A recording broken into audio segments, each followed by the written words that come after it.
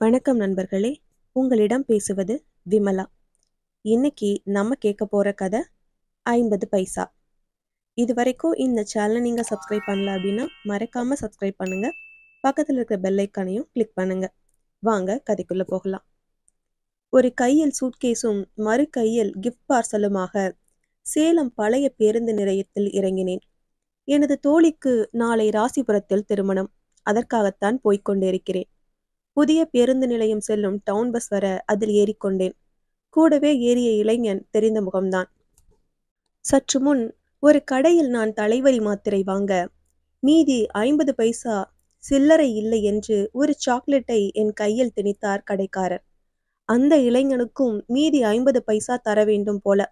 அவனிடமும் அவர் சாக்லேட்டை நீட்ட தீர்மானமாக அதை மறுத்து 50 பைசாவே வேண்டும் என்று பிடாப்பிடியாக கேட்டு வாங்கினான் இவன். கண்டக்டரிடம் பஸ் ஸ்டாண்ட் 1 என நான் 5 ரூபாயை நீட்ட 4.5 ரூபாய்க்கான டிக்கெட்டை கொடுத்துவிட்டு 8 இல்ல மேடம் என்றார். இளைஞனும் 5 ரூபாய் நீட்ட அவனுக்கும் அதே பதில். இல்லைன்னா எப்படி என்றான் இளைஞன் வேகமாக. தம்பி, இருந்த சில்லறைய எல்லோருக்கும் கொடுத்துட்டேன், பாருங்க, எல்லாம் 5ம் 10மா தான் இருக்கு என்று தனது பையை திறந்து காட்டினார் கண்டக்டர்.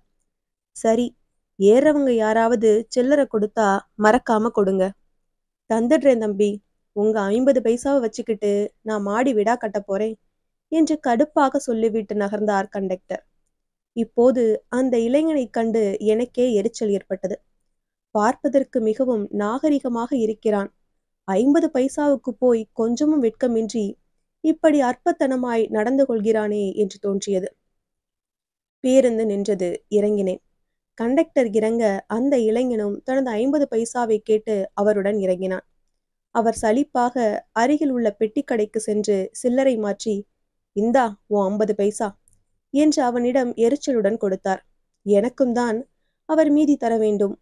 கேட்கலாமா என நினைத்தேன். ஆனால் கூச்சமாக இருந்தது. ராசிபுரம் செல்லும் பேருந்தில் ஏறி அமர்ந்தேன். வண்டி புறப்பட்டது. ராசிபுரம் 1 என 20 ரூபாயை எடுத்து கண்டக்டரிடம் நீட்டினேன். 8 இருந்தா கொடுமா, 10 ரூபாயா தர்றேன் என்றார். நான் பர்சில் தேடி பார்த்தேன். இல்லை. இல்லங்க என்றேன். இல்லையா? சில்லறை இல்லாம எதுக்குமா வண்டியில ஏற? கண்டக்டர் இளிச்சவான் இருப்பான், அவன்கிட்ட மாத்திக்கலாம்னா என்று ஓங்கிய குரலில் அவர் சொல்ல அனைவரின் கவனமும் என் பக்கம் திரும்பியது. அவமானமாக உணர்ந்தேன். சாரிங்க. என்ன சாரி? உனக்கு மீதி 9 ரூபாய் 50 காசு தர நான் எங்க போறது? 8 இருந்தா தா, இல்லைன்னா டிக்கெட்டை திருப்பி கொடுத்துட்டு இறங்கி வேற வண்டியில வா என்று கண்டக்டர் விசிலை ஊத எனக்கு அழுகையே வரும் போல் இருந்தது.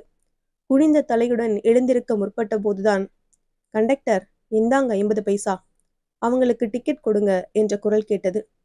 நிமிர்ந்து பார்த்தேன். சாட்சாத் அதே இளைஞன்தான். எனக்கு சுரீர் என்றது. தேவைப்படுகிற இடத்தில் 50 பைசா கூட 50 லட்சத்துக்கு சமம்தான். அது அல்பமல்ல என்பது புரிய அந்த இளைஞனை பற்றி கேவலமாக எண்ணியதற்கு அவனிடம் மானசீகமாக மன்னிப்பு கேட்டுக்கொண்டேன்.